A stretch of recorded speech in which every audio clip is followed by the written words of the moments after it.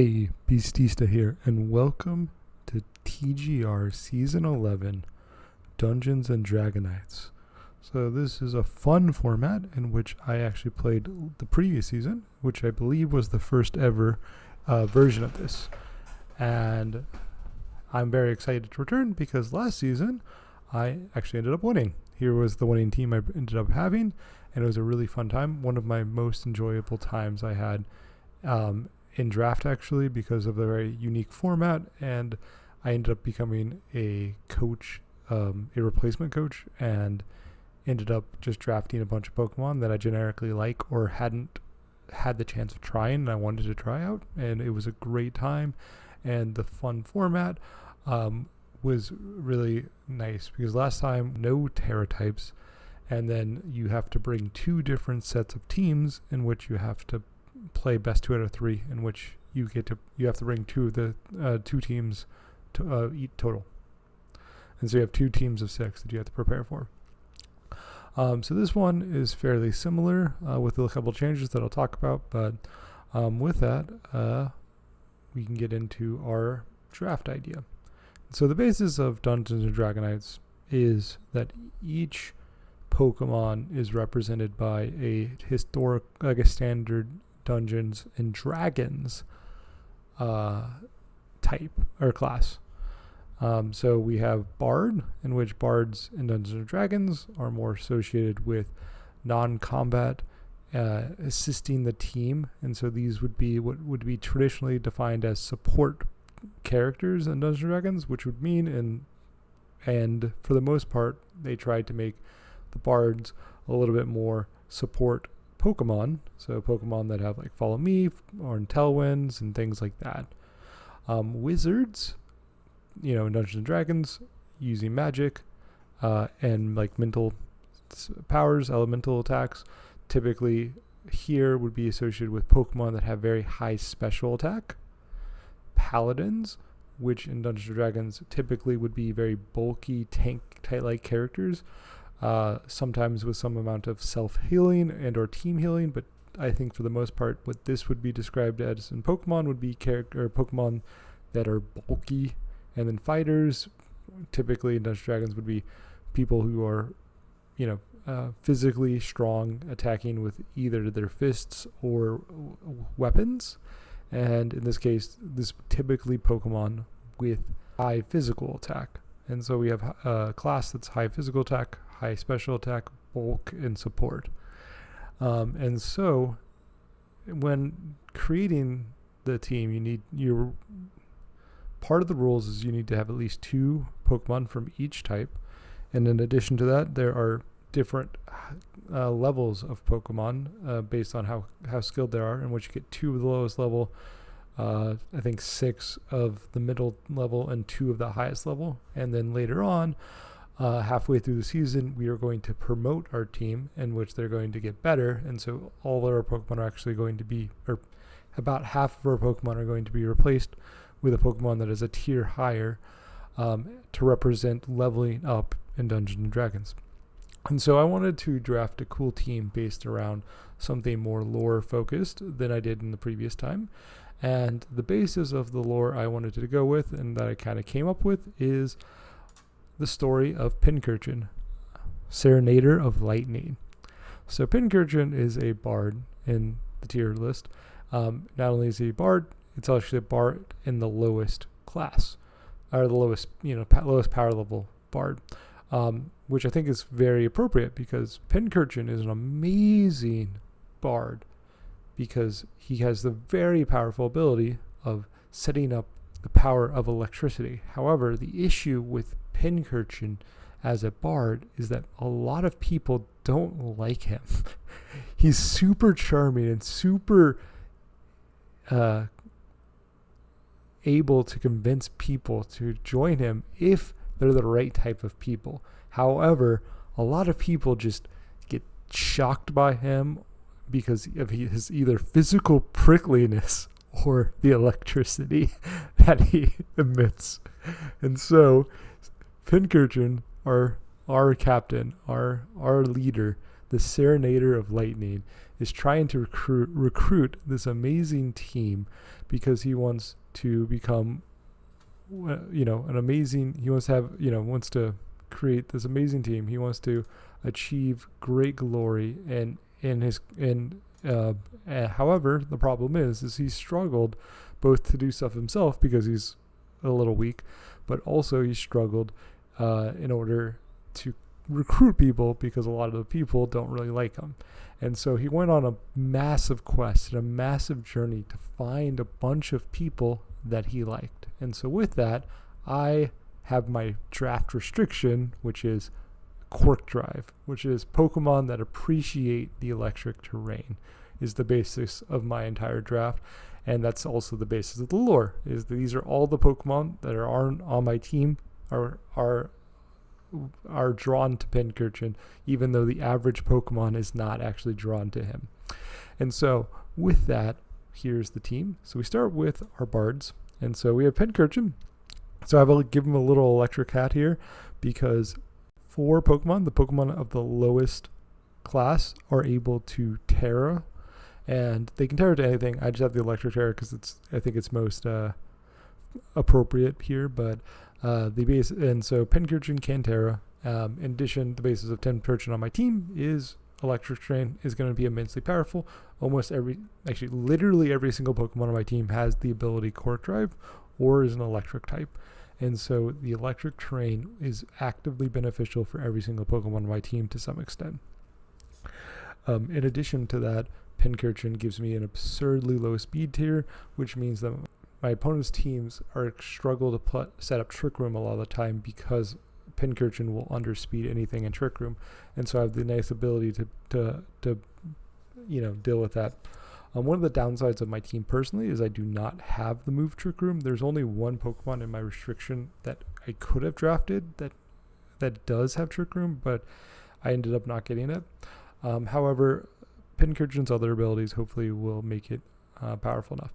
Next up, we have as the other bard, Kilowattrel. Kilowattrel being a bard because its main focus is supporting with Tailwind. However, Kilowattrel is also very powerful at just stab flying coverage. It is an electric type that doesn't have a ground weakness, has flying stab, and has the ability to competitive to prevent intimidates and things like that. So very powerful mon. It's also really fast, and then just generally Tailwind is going to be very important for some of my later mons that I'll see because like I said, I don't have Trick Room, so my slower / mid-speed tier Pokemon's only real speed control is going to be from Tailwind rather than Trick Room. So those are our bards. So Pincurchin didn't need a lot of emotional support as a bard. He has a little bit of Kilowattrel, which is more of a bard that helps the team move faster, because though Pincurchin is super convincing of people and people love him, and specifically his team, he's not the fastest person, and so Kilowattrel will help our team move faster. Next up, we have our wizards. So apparently Pincurchin is very good at drawing wizards. Half of our total team are wizards. This is somewhat of a downside to the focus on the electric type and the fact that there's not a lot of good electric physical attackers, and in addition, there's not a lot of good physical or bulky electric types, since most of my team is electric type. However, with this, we have these 6 Pokemon. So the first thing I'll note is I have 2 Rotom forms. And so just like in the previous D&D format, we are preparing 2 different teams of 6 to play, and all 6 Pokemon will be brought. However, this time we have exactly 12 Pokemon, which means each team will be unique 6 Pokemon. What that means is that I can bring a Rotom on both teams, and so I can actually draft 2 different Rotoms and be very comfortable with that decision. So I have the Rotom Grass and then the Rotom Frost. I personally would have liked Rotom Heat or Rotom Wash, but they were a tier higher than I wanted it to be, and so I got the Rotom Grass, and then the Rotom Frost, which is the lowest tier, is great because you can actually Terra it, and which I think Rotoms are some of the better Terra options because they have a Levitate, so you can give a Levitate Terra Electric, which means they don't have any weaknesses. In addition, giving them Terra Blast because they gives them really ability to kind of hit anything, because Rotoms do have a little bit lacking on some of the coverage. So I picked Frost. I could have done Rotom Fan, but I decided Frost because I did want a little bit of ice coverage, specifically to kind of like some dragons, because I think that was one of the big downsides to my draft. Outside of that, because I ended up not getting a fairy type, and so I think just good damage to dragons made sense. So we have Vikavolt in the middle of those two, very similar to Rotom's. It's slower, a little bit bulkier, and has a higher special attack, but it's not the most exciting Pokemon. I got it mainly just because it was the best available option, and I was leaning Wizards because technically the best, when we promote later in the season, Wizards are definitely going to be the best to promote, because that's the highest number of options for me to promote later on, because of the higher tiers, a lot of the higher tiered people who are in my, or Pokemon that are in my restriction are Wizards. So next up we have Raichu, which Raichu is also a Terra, which is the lowest power leveled, which I'm very happy with, because Raichu, though most people might not consider the best, is very good on my team with the combination of having Pincurchin. It gets Electric Surge or Electric Surfer, giving double speed. It also gives me Fake Out support. It also gives me Endeavor. It gives you like Encore, and Psychic and Electric Stab is pretty nice. And unlike the other Raichu, I don't actually care about Lightning Rod that much, because I don't care about electric damage, because almost every single Pokemon on my team resists electricity. So next up we have the Iron Jugulus. I picked up Iron Jugulus as a second good Tailwind setter, because we do kind of need two Tailwind setters, given the fact that we need to make two teams of 6. And finally with Sandy Shocks. Sandy Shocks is actually a past Paradox Mon, so it doesn't have Quark Drive, it has Photosynthesis. However, it is an electric type, so it doesn't benefit from electric terrain like Iron Jugulus, which does have Quark Driver, and so we'll get a boost if the electric terrain is up. But Sandy Shocks is, just generically electric type. Electric Ground is a really good coverage combination, and its speed and ability to possibly be boost energy and get a speed boost or special attack boost can be really good. So next up we have our Paladins. So the two Paladins are Lantern, which is my final low tier and Terra Captain on my team. It's Lantern is not the most exciting Pokemon, but water type to be able to hit ground Pokemon for super effective. Also gives you a pretty good, resisted type in general, and is pretty bulky. I think is a generally powerful mon. And then Iron Hands, which was technically actually my first overall pick, being one of the best electric Pokemon ever, if not the literal best electric Pokemon ever. Outside of maybe restricted. Iron Hands is incredibly bulky, incredibly powerful damage, and also has a pretty good move pool with the combination of a lot of coverage moves, some setup moves, and Fake Out. And so Iron Hands is definitely one of the Pokemon that I thought a lot about when I was trying to make sure I get some Tailwind, because it is very slow, and despite it being very slow, we want to be able to outspeed some things, and the best way to do that is Tailwind, since I don't have access to Trick Room. And then finally our fighters, we have Luxray, who's a fairly good physical attacker that also has Intimidate, which is pretty nice there. However, Luxray also has the ability to be special or mixed attacker, which is pretty nice at being able to, fill a lot of slots. And then finally, we have Iron Leaves, another Quark Drive, future Paradox Mon, and this one not being electric type, which is nice. I definitely like the idea of Iron Leaves, given that I wanted grass coverage to hit the cover for ground types, and also ground resists, given that I have so many electric types on my team, and Iron Leaves is definitely pretty good there.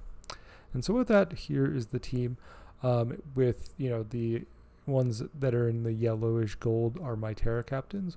As you can see, my team is pretty reasonably fast for the most part, with a couple of slower Pokemon.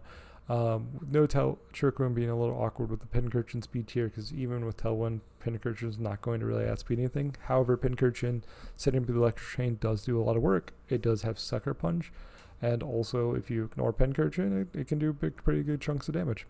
So one of the things I think I didn't quite mention that is also somewhat annoying is that we have to bring 2 different teams of 6 Pokemon, where you have to bring all 12 Pokemon each week, and it's 6v6. So every single Pokemon is going to see the field pretty much the entire week, unless you happen to just completely destroy someone in one of the games. You're also not allowed to have any duplicate items, and so one of the big things that's tricky with this, you have to make sure you don't bring draft too many Pokemon that want to share items. One of the major issues in my draft is I do have 3 Quark Drive Mons, and so I do kind of want 3 Pokemon that are somewhat those 3 plus the photosynthesis Mon, so 3 future paradox and 1 past paradox, so 4 Pokemon that do kind of want boost energy. However, electric terrain from Pincurchin can steal that from a couple of these Pokemon, and also a lot of these Pokemon are good enough in which they don't actually even need abilities. But anyways, this is the team, and this is the powerful team that our captain and our leader Pincurchin was able to convince to join him for our quest to achieve our victory. And hopefully we can get another win this season. We shall see. But hopefully y'all enjoyed. Thank you for watching, and I'll see y'all for week 1.